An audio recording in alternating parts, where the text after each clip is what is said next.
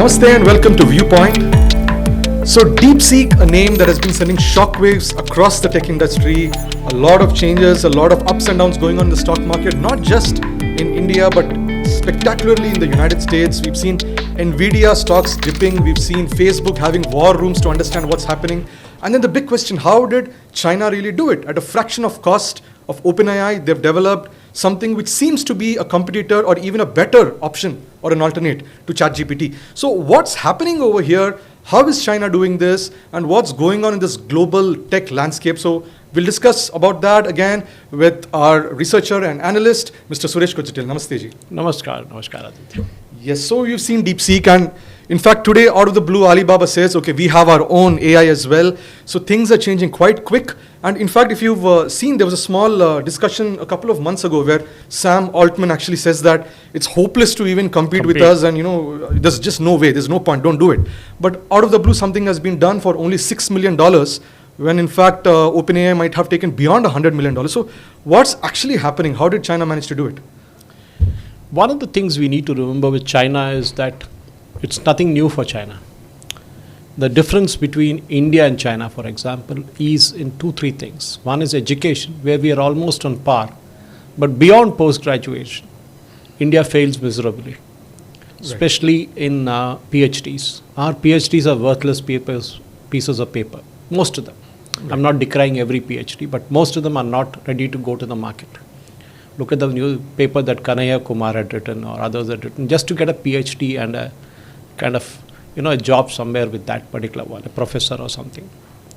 China is not like that. Most of the PhDs are kind of high-level papers. For example, I'm just quoting from Economist and other major financial dailies. The United States has seen the number of papers dipping to 30% from 50%. I'm talking of from 2003 to 22. It is still dipping further. European Union has almost been steady there at 30. Went up from 28 to 30 and then came down again to 28. China has risen from absolutely zero, or rather maybe 3 or 4 in 2003 and 5 to something like 42%. Right. So you're seeing a huge jump in the Chinese investment into their mental capabilities. So is that a state investment, or are these private investors pumping the money? State can invest, but state cannot provide you the brains for it. Right. State has invested in different places. Yes, steel was one industry early on where China went big time into it. Right. And Chinese made the entire steel industry worldwide uncompetitive. A lot of US steel plants closed down. There's a huge issue in the US regarding, because steel was one of the most biggest employers in the US at that point in time. The US bought a lot of tariff, even then the Chinese steel was cheaper. Same thing happened in India, by the way. They dumped stuff here also. The state provides support in many ways. They give land, they give finance, and of course they give the state support. In India, you might get land, but you have to pay for it. You might get some state support by way of some tax waivers, but beyond that, the state will not hold your hand. That will not help you to market. That's your problem, let's say. Okay, selling is your problem. We have only taken the horse to the water. We can't make it drink. Right. That's the logic. So China has been doing that from a long time. Even you look at the PhDs that China produces, it's humongous. Okay, we just saw the numbers just now. Now the question is, China went from steel to cars to electronics, and at one time Chinese products were a joke. Right. Saying that they would work for 6 weeks or 6 months. It's a low quality. I mean, Chinese products means low quality. That was the impression earlier. Yeah. Same thing happened to Japan, by the way. Japan, just after the Second World War, got into the same trap of low quality products. The Japanese quickly realized, because they were literally finished off after the Second World War. They literally had to start the nation afresh. Right. But they built up their capabilities quickly. They came up with Kaizen and other quality standards, and they kind of started dominating the electronics industry. Sony, Panasonic, you name it. Correct. Nikon, everybody got into the race actually. So there are a number of legendary companies in Japan who really kind of came up with those kind of products, Sharp and others. But over a period of time, electronics took a backseat, because then every other country could do the same thing. Then came cars. Japanese started making excellent cars, selling it to the US. Again, US started balking, saying, we will not buy, we have got Chrysler, we've got Ford, we've got General Motors. Let buy US products kind of thing. But for a consumer, if they're paying an X amount of money for a Chinese car or a Japanese car, they will not pay double that amount to buy a US car. Why should they? Correct. End of the day, it's their hard-earned money. After some time, the Japanese car industry kind of stagnated. They moved to newer territories. Maruti Suzuki was one of the biggest investments. And today, they are doing very well in India. And Suzuki owns the entire facility. The government of India has almost nothing, no stake in it. They sold out everything. Right. But the Chinese very well knew that they were getting into a trap because one, the chips were the basics for DeepSeek. Now we'll get into DeepSeek part of it. Correct. It requires huge amount of computing power. The AI requires huge amount of computing power, which is why companies like NVIDIA and others make huge amount of money. Right. So what do we do? What do the Chinese do? They don't have Taiwan with them. Correct. Because Taiwan produces, again, almost, I think, 10% of the world's chips. US produces huge amount, I think 70% of the world's chips. Right. The US started putting restrictions on sending the chips abroad, especially to China. They said, we will not give it. Imagine, it's a small chip, you're kind of blocking it. At one time, remember, Intel Inside was a kind of slogan that captivated the world, but today Intel is not a great player. They are there in the smaller market, like laptops and some computers, but Correct. the bigger ones have been taken over by specialized companies, Yeah. like NVIDIA and all that. So, Snapdragon, all of that. yeah, correct. So the question was, China did not have access to it, but during the Biden era, they accumulated enough chips. Okay. They bought enough. They knew what was going to happen maybe a couple of years before Trump won the election. They knew is which it accumulation on their own merit, or did they purchase it from they US? purchased. So is there something like the Hunter Biden kind of an issue and all of that? Yeah, Is it they part all of were there. Hunter Biden was one such thing. We all know that. But you can always buy the chips in the international market, not an issue. You can always put front companies, import it through Europe or Right. import it through some other country and do that. We have been crying in India about Chinese products being dumped. Remember, we used to have serial lights, we used to have bulbs, we used to have everything on toys, Chinese toys and all that. Till the government of India put its foot down. Even Chinese manja, for example, during the Sankranti season. Firecrackers like as kites. well, yeah. Firecrackers. Sivakasi was almost killed by them. So the question was, Chinese had a domination, but Indian government stepped in and put a restriction to that. So Chinese started putting bigger stuff into India. For example, even now, manufacturing-wise, they are far, far ahead of India. Forget their infrastructure in terms of the bullet trains or other things that they do, the roads and all that. They have invested. Their housing has really bombed, actually. It was booming, and now suddenly housing has gone to big time drive, but that's a different subject altogether. But let's come back to the DeepSeek part of it. What was happening? As soon as President Trump came in, he made the announcement with Sam Altman, son of, and you had various other companies. You had Oracle there, and all these people got together and said, we're going to make, the biggest AI infrastructure investment in the US. Right. Okay, so what are they going to do? They're going to invest $500 billion over 4 years. They didn't say 5 years. They said 4 years, which meant end of the tenure Biden's, of Trump, Okay. so that they would make money. So this was held in the Roosevelt Room as soon as Trump took over, within a week. Okay. So what happened now was that the day the announcement was made, 2 days later, DeepSeek came out with its product. Right.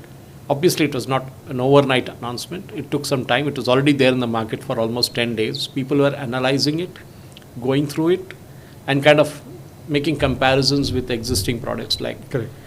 AI products that are there and all that. So there were obvious comparisons that were being made, be it the ChatGPTs or other things. Gemini and all that. Yeah. All that stuff. So obviously there are answers and questions which are there. Obviously chips were one big factor. Right. But the Chinese claim that they made this in $6 million. Right.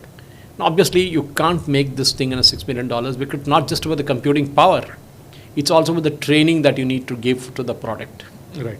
You need to really teach them. It is like a master teaching an apprentice. Correct. Now, the apprentice need not know everything. The apprentice needs to know something which can make it work. Right. So, that is what DeepSeek is.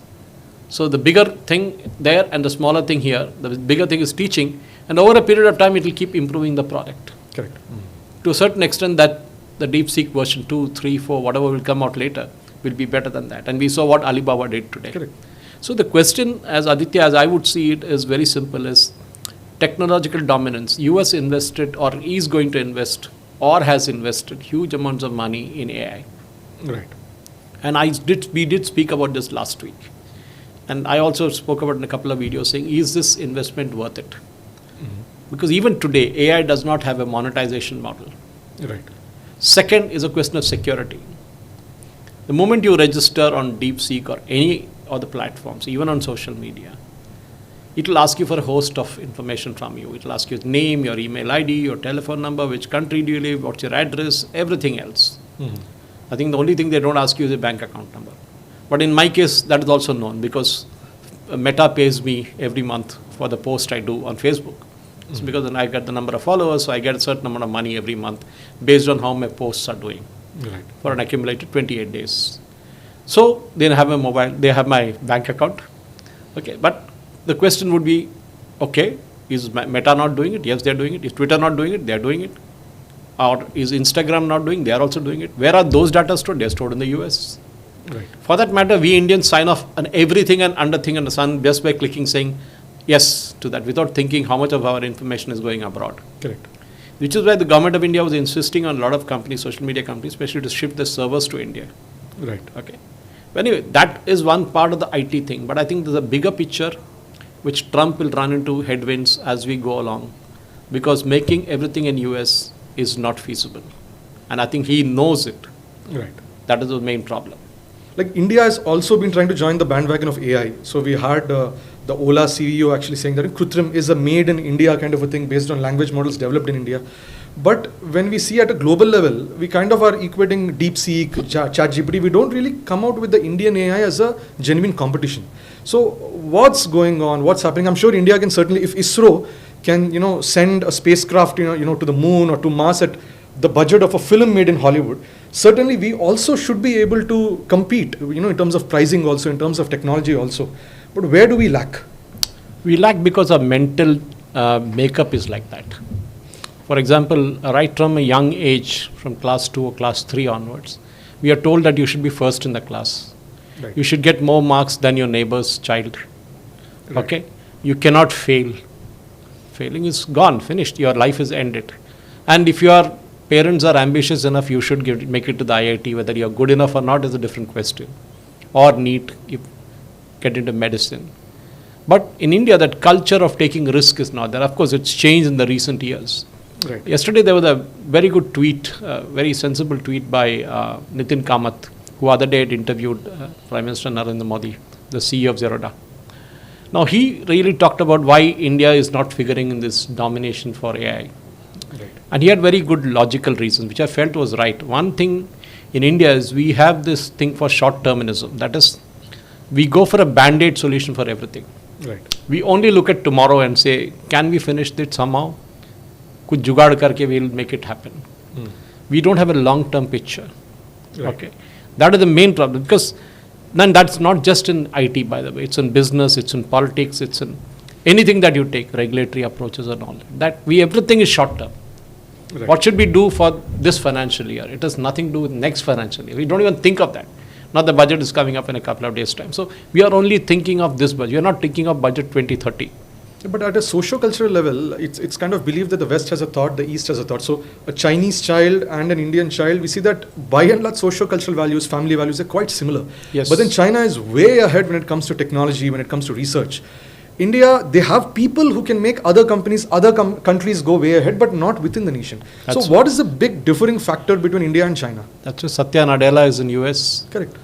That is why, the other IT heads are in the US. Correct. So is it that the ecosystem is not there? The state support is not there? No, we have the ecosystem. It's not that we don't have the ecosystem. We have the IITs, who I think are the most wonderful example of it. I know for a fact that one of my cousin's son was a part of the team that built chips at IIT Madras, and that has been commercialized now. As I haven't had spoken to him from the last few months on this subject. But look at the fact, and I think it was validated by the biggies in the business saying that this works, this chip works. Today we're talking about big things, making in India, chips made in India and all that kind of stuff. But you're right, your question is right. Why is it that people go abroad and become the CEOs of different companies? Okay. Why is it that we go to Microsoft? Why is it that we go to Google? And why is it we go all places, Satya Nadella and, all these people. So the question is very simple. The problem in India is that we are not for risk. We are risk averse. We don't want to fail and suffer a loss. Right. because it's looked down upon in the society. In US, going bankrupt is a very natural thing, and they have a protection for it. Okay. There's a bankruptcy protection there. In China, on the other hand, what is happening today is, when you look at 1960s and 1970s, the Chinese GDP and our GDP was equal. Right. Okay, and what happened subsequently was that China went up and up and up.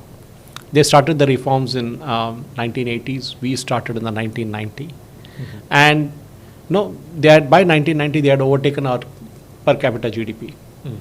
And you spoke about China and India being the same thing, except for our governance model. One, theirs is a dictatorship or one-party rule. We are a democracy, multi-party rule, and with a lot of other problems. With perennial elections, actually. Yes, not just elections. We have people who kind of bring down the country, pull down the country. But in China, you try that, you'll face a firing squad. Simple as that. Okay. So what are the difference between the economic models and the worldviews of China and India? Is very simple. That the technological and scientific progress made by India is also awesome. You described ISRO. Classic example. You just finished the 100th launch. Right. So how is it that we are able to build rockets for a fraction of a cost of what US would do? At the same time, we don't have heavy duty lift rockets. We still have to go to, we used to go to Ariane before. Now we are using the US SpaceX and others to push the satellite. So the point is very simple, is that why is it that China has still made it ahead, is that it has invested a lot in the infrastructure part of it. It has invested a lot in building business. The state support is humongous. In India, if you give money to a company, they'll say Adani Ambani ko paisa diya. Right. In China, you never hear of Jack Ma being given money. Of course, he's disappeared in the recent days. Or this gentleman from DeepSeek was sitting with the Chinese leadership recently. I mean, their support is there to be seen. So if it's electric vehicles, yes, it is electric vehicles. They are ahead. Let's not mock the Chinese.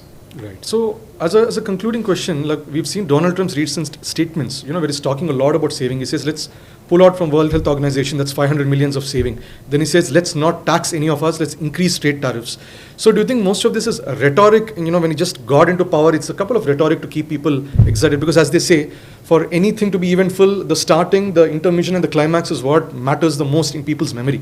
So you think it's something like that, or do you think he's genuinely in a position to put trade tariffs, remove income tax, reduce cost cutting, do all kinds of cost cutting so their own production actually starts getting cheaper? See, one thing was with President Trump was that he had to prove Biden wrong. Right. Okay, to start with. And he couldn't wait for days to say Biden was wrong. So day one, he started signing executive orders. Right. Left, right, and center. Migrants was one big issue. Right. Investment was second big issue. That US companies were going abroad and investing. They were avoiding paying taxes in US. Correct. Then he said, I'll set up an external revenue service to grab money from countries which are kind of putting tariffs on US products. Right. I will get the money from. It's easier said than done. Even the US courts have stopped a lot of his executive orders. It will happen also. It's not that because it's a democratic country under there. It's not China. Right. But Trump is trying 100 things with the hope that 50 may succeed or 60 may succeed. Right. And that 60 will make that impact. Okay. The problem again, I think I've been saying it all along, is that US is a high cost economy. Right. It cannot produce products at a, I won't say cheaper cost effective way. Right. Cheaper is the wrong word to use. Cost effective way, so that it can match a Chinese. You cannot match a Chinese in the long run because the state support is there for China. Right. You don't know how much money the Chinese government is pumping into the EV industry. We have no idea, but it's humongous, I was told. It's huge. That's what the European Union is complaining. That's what the countries in Europe are complaining, that we have Chinese companies dumping EVs in the European countries, even though they're putting tariffs. Right. Because the common citizen looks at, boss, I'm getting a car for X amount of money, why should I pay X plus? I won't pay. Correct. So President Trump will, sooner or later, he has to have a reality check. Correct. Not everything can be done. Yes, America is good in cutting edge technology, there's no doubt about it. Right. But look at the problems that Boeing is facing. Correct. Over the recent time, Airbus doesn't have those issues. Correct. So there are problems. Okay, American can import. I mean, the huge amount of American politicians are dependent on defense contracts. Most of them are lobbyists. Right. So they will push their products. Even President Trump will do it. Be it F-35 or be it AVAX or whatever it is. He'll try and push it. But the point is, how much should India take? Right. Look at China. China doesn't import any defense products from US. Now will US sell them there? Correct. Correct. So the question, they are kind of challenging the US dominance in certain fields. They know that they won't compete in the low-cost products anymore. Right. Nobody's talking of competing in the television field anymore. Right. That is left to the Koreans. They are masters, or to the Japanese. Correct. They are talking of bigger things in life now. Correct. And that bigger things in life is the products of the future. And that is where China is having an edge over the US right now. So do you think now with the upcoming Prime Minister Modi ji's trip to the US in terms of trade, do you think what's happening in China will kind of impact the discussions between Donald Trump and Prime Minister Modi ji? See, Donald Trump wants to increase employment in the US. Now, how will he increase employment? So if you're making, say, F-35s, if you're making about 100 of them, I'm just taking an example, for 6 months or month, I have no idea the production numbers, he will say, I want to make it double. Right. How will you make it double? The US Air Force can only absorb a certain number. He has to sell to some other country, and not many countries are trustworthy of selling. Correct. You can't sell it to Ukraine and not know tomorrow where Ukraine will sell those aircrafts. Correct. You can't sell it to Turkey, not knowing where Turkey will hand over those aircrafts. So very lesser number of, it's Israel, India, countries like this which will buy these aircrafts. Correct. So what President Trump is going to do, and it's already been enumerated in the media, that he's going to push for large-scale defense contracts. Okay. On Modi ji's side, what he's going to do, he'll say, fine, I will buy from you, not everything that you have a shopping list right now. I will buy certain things from your supermarket, defense supermarket, but I want it to be made in India. So the transfer of technology comes. I don't want F-16, which is outdated stuff. Correct. 30, 35 years old stuff. Give me F-35s. Right. Give me the most modern aircraft, because we already bought Rafale. Right. We cannot be dependent on one country. We faced that situation before. Right. So we need to ensure that we buy from Russia, we buy from France, we buy from US. At the same time, we should ensure that technology comes to India so that we can make it here. Right. We shouldn't be providing employment to Americans. That's not our job. Right. Okay. We should be providing, as much as Trump wants to take care of his country, Prime Minister Narendra Modi will want to take care of his country too, which is Bharat. Absolutely. So thank you so much for your viewpoint on this subject. So you heard today's discussion. What do you think is going on in the AI scape and the entire global trade ecosystem? Please comment below. We'll catch up again. Namaste and Jai Hind.